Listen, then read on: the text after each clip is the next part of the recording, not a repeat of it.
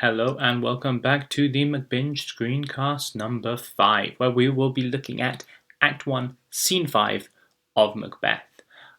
So we left off Act 1, Scene 4 with King Duncan defeating the rebellion, mostly helped by Macbeth. Macbeth being greeted as Thane of Cawdor and being given this honour, but also having been given this prophecy by the witches that he himself will be king. And he's kind of, at this point, as we've seen, he's racked between the ambition inside of him and the kind of the action that he has of wanting to act on this situation and wanting to do something about it, mixed with the respect he has from Duncan and the guilt that he feels for thinking about this, and he's kind of tossed between these two storms.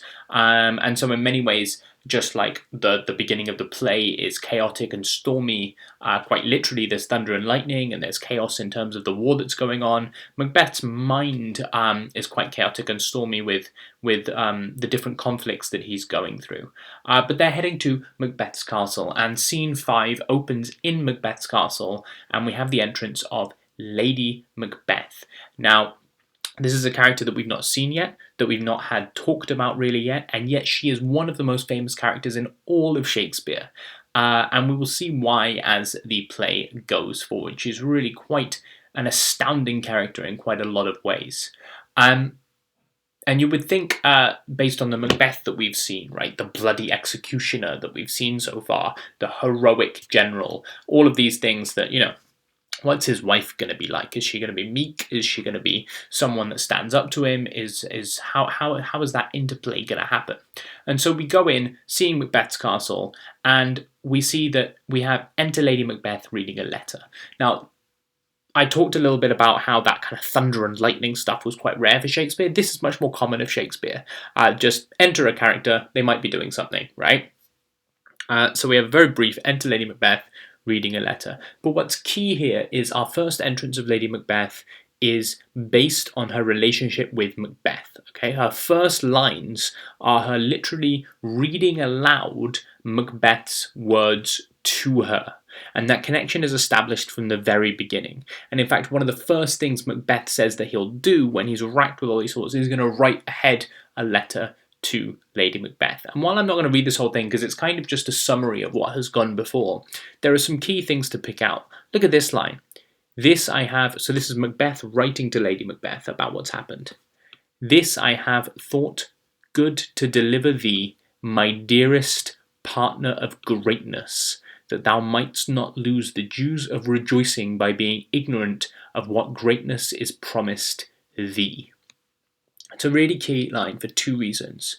3 reasons, in fact, I'm going to say. One is the way that he talks about the promise of royalty, of becoming king, as greatness. Okay, that's really fixated in his mind, and we start to see his ambition come through here, even though he realizes that it's probably the wrong thing to do.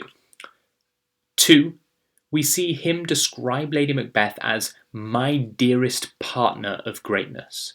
Now, this is really important because we see again that connection coming closer and closer together. The first thing Macbeth thinks when he thinks about being great and being king is, I'm going to have my dearest partner of greatness with me. So they're a real power couple here at this point. And that's emphasized, third, by him saying, by being ignorant of what greatness is promised thee, right? So thee, he's saying you. So when, as far as Macbeth's concerned, when the witches promised him that he was going to be king and promised him that greatness, they were equally promising Lady Macbeth that greatness too.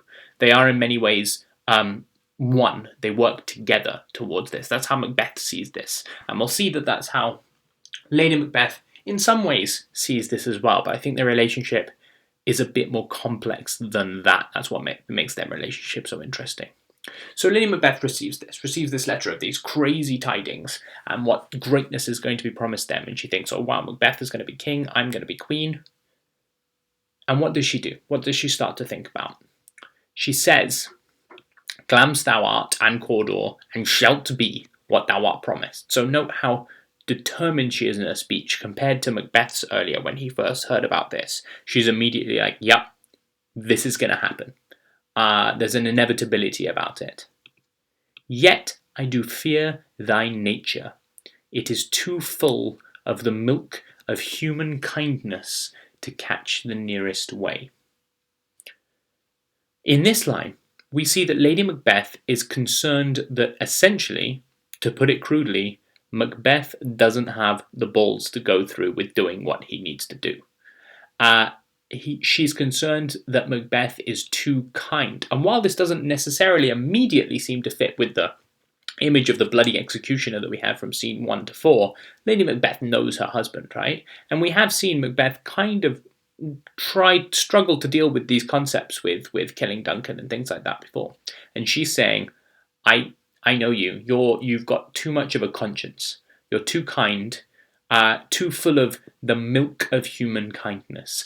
Now, this is an interesting metaphor because she uses the word milk to describe human kindness here. And a lot is to be said about Lady Macbeth's femininity and her womanhood. And one of those aspects of femininity and womanhood is motherhood, right? And so she's using the idea of milk, the milk that a mother might give a child, as a representative of human kindness. Now, this is really important because we're going to come back to this idea later. But note that already she's starting to use imagery related to kind of motherhood and ideas of milk. Anyway, she's saying that this is a bad thing. She fears that Macbeth has too much kindness to, as she says, catch the nearest way, to take the clearest and most obvious path to become king. In other words, kill Duncan. And then she says again, thou wouldst be great, art not without ambition, but without the illness should attend it. Now that's really interesting. She recognizes that he could be great. She recognizes that she's ambitious, but she describes him as having an illness. Now, this illness is the same reference to the milk of human kindness she's talking about. She's talking about his conscience. And here we get a really interesting glimpse into Lady Macbeth's character, because she just described Macbeth's conscience, his sense of right and wrong, as an illness that stands in the way of him becoming king. So while we thought Macbeth might have been brutal before, we suddenly get quite an insight into what his wife's like. His wife thinks that having a conscience is an illness. So keep that in mind as we go forward. And then she basically says that she's going to be the one to push him into doing this. For his own good, for their own good, for their greatness. He needs to get over this stupid obstacle of his own conscience and his own right and wrong. So she says, hie thee hither, that I may pour my spirits in thine ear, and chastise with the valour of my tongue all that impedes thee from the golden round. So the golden round is the crown, right?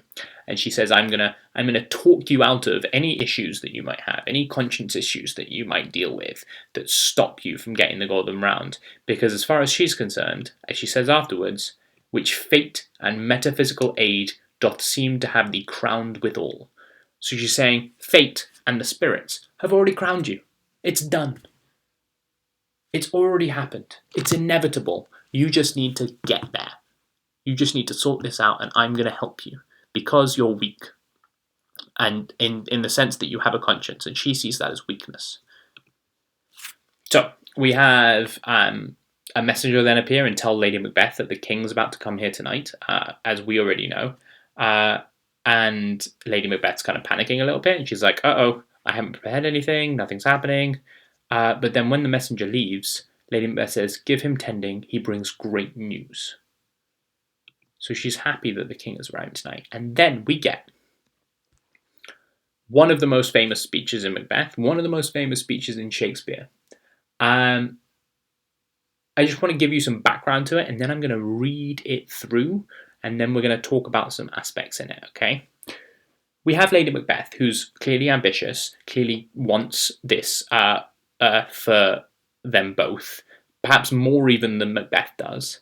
She's clearly disdainful of things like having a conscience and thinking right and wrong and having kindness. She thinks that she's very pragmatic. She thinks, right, you're going to become king, you need to kill Duncan, you need to get him out of the way, right? However, she is still human. And she's not an idiot. She's probably still aware that doing these terrible deeds, that murdering someone, is going to not sit that well with her or with her husband, right? She's worried that she, personally, might not herself have the strength to go through all of this with Macbeth. So what does she do? She turns to evil spirits and she asks them to take away her kindness, to remove it from her, to remove, just like she said she wanted to remove Macbeth's weakness, to remove her own weakness. But look how the imagery of her weakness is being described. I'm going to read the little section. The raven himself is hoarse that croaks the fatal entrance of Duncan under my battlements. Come, you spirits that tend on mortal thoughts, unsex me here, and fill me from the crown to the toe, top full of direst cruelty. Make thick my blood, stop up the access and passage to remorse, that no compunctious visitings of nature shake my fell purpose, nor keep peace between the effect and it. Come to my woman's breasts and take my milk for gall, you murdering ministers. Wherever in your sightless substances you wait on nature's mischief, come, thick night, and pall thee in the dunnest smoke of hell, that my keen knife see not the wound it makes, nor heaven peep through the blanket of the dark to cry, hold, hold. Now there's a lot going on in this play, in this speech rather. Firstly, I want you to notice the way that she talks about womanhood and femininity, because that's a big theme with her. She associates those things with kindness, and therefore with weakness. So the first thing she asks the spirits to do is to unsex her. In other words, ungender her. Take away that which makes her a woman. Because that idea of being a woman comes with the idea of being kind and being caring, and she wants that rid of her. She wants that taken away. So a core part of her identity she wants ripped out so that she might be filled with direst cruelty. There's also suggestions that she might want to even become less human, right? When she says, make thick my blood, she's suggesting that the part of us that actually makes us human, the blood pumping through our body, just thicken up so it doesn't run like it does before. Okay, so she wants to become some supernatural creature that doesn't feel anymore. She wants to get rid of feelings so that she and Macbeth can complete this deed.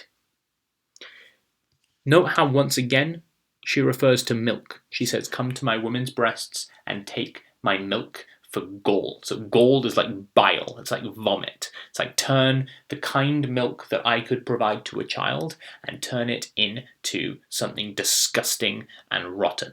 That's what I want. So she's getting rid of everything that causes her to be loving and compassionate. It's a metaphor for goodness and compassion, but it's also an insight into how she sees herself as a woman. It's interesting to note that there's an interesting comparison with her genderlessness that she's aiming for and the ambiguity of the witch's gender earlier in the play. You know, they've got beards, all of that thing. So almost a suggestion that in order to become evil, you need to get rid of gender to some degree. You need to turn into this ambiguous, genderless spirit. And that's what she wants to happen to her, right? She's calling spirits into her to kind of make that take place. This is almost kind of like a devil worship scene here, because she thinks that that's the only way that she can purge herself of all weakness. The last connection I want you to note is the way she says that my keen knife see not the wound it makes. Now think about what Macbeth said in just the last scene, where he says, the eye wink at the hand, okay? Both of them are talking about not seeing what they have to do, okay? Because they're both aware that when you kill someone, when you stab someone, particularly a friend, particularly someone you trust, that is a real terrible breach of something, of morals, of anything. And she's worried that, in her words, heaven might peep through the blanket of the dark and stop her because it's so horrific. And so she doesn't even want to see what she might have to do. Okay, my keen knife see not the wound it makes. And Macbeth has having these same thoughts at the same time.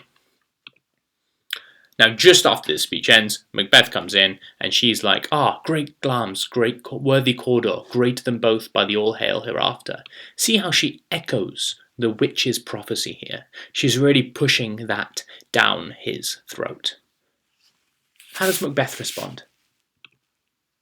My dearest love, Duncan comes here tonight. And when he goes hence, tomorrow, as he purposes. And then the last thing he says is, we will speak further, after Lady Macbeth gives this little speech that we're going to talk about in a second. Macbeth does not seem as excited about this as Lady Macbeth does. His language is very short, very sparse. He's very specific. He's like, Duncan's coming. Okay, we're going to talk about this later. Let's not talk now. Whereas Lady Macbeth is just, look at these exclamation marks. Look at all these things that she's saying up here. Look at this speech that we're about to talk about. She's so excited about this prospect. She's really getting into it. Macbeth, less so. There's some questioning there. He's starting to feel guilty about it. He's starting to not like this idea. And that conflict in Macbeth is a really interesting part of him. So Macbeth says, tomorrow as he purposes is where the king will go. And Lady Macbeth is immediately like, oh, never shall sun that morrow see. So he's never going to see the sun tomorrow morning. He's going to die tonight. And then we come back to appearances and reality here in this little bit, where Lady Macbeth says, to beguile the time, look like the time. Bear welcome in your eye, your hand, your tongue. Look like the innocent flower, but be the serpent under it. So she's saying to Macbeth that they need to welcome Duncan in with open arms. They need to be welcoming. But as she says, though you look like the innocent flower, be the serpent under it. So they need to pretend to welcoming him so that they can kill him. Now this betrayal is going to be a really, really morally terrible thing for them to do. But Lady Macbeth is ready for this, right? She's unsexed herself with spirits. She's filled herself with cruelty. She has the power to get done what needs to get done, even if Macbeth doesn't. And she's doing it for them, right? She's doing it because she is that partner in greatness. And their relationship is really quite a complex one in a lot of ways. And that is scene 5, the introduction of Lady Macbeth and the crazy, mad, powerful character that she is.